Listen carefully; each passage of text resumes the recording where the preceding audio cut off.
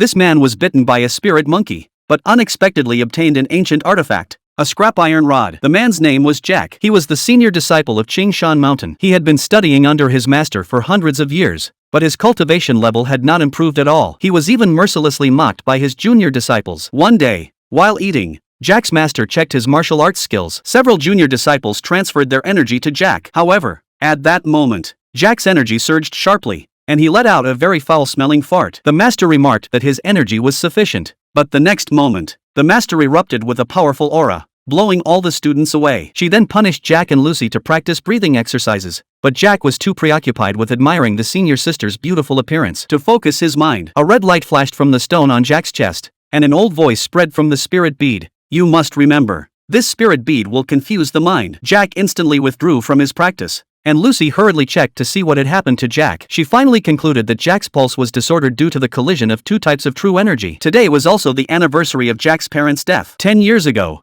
Jack and Charlie were chopping wood on their way home when they discovered that the village was enveloped in lightning. Suddenly, a masked man and a monk flew past. The masked man struck out with a palm strike, and the two were knocked unconscious by the aftereffects. When Jack woke up again, he found that the monk and the masked man were still fighting. Suddenly, the masked man captured the old monk and began to force him to hand over the treasure. However, the old monk refused to give it up. The monk used his ultimate technique to attack the masked man, but the masked man dodged it. He then knocked the old monk flying. The old monk got up and counterattacked, directly knocking the masked man back several meters. At that moment, the masked man noticed Jack in the grass. Knowing he couldn't win, he placed a centipede on Jack's body and then threw Jack to the monk. The monk, with a compassionate heart, saved Jack,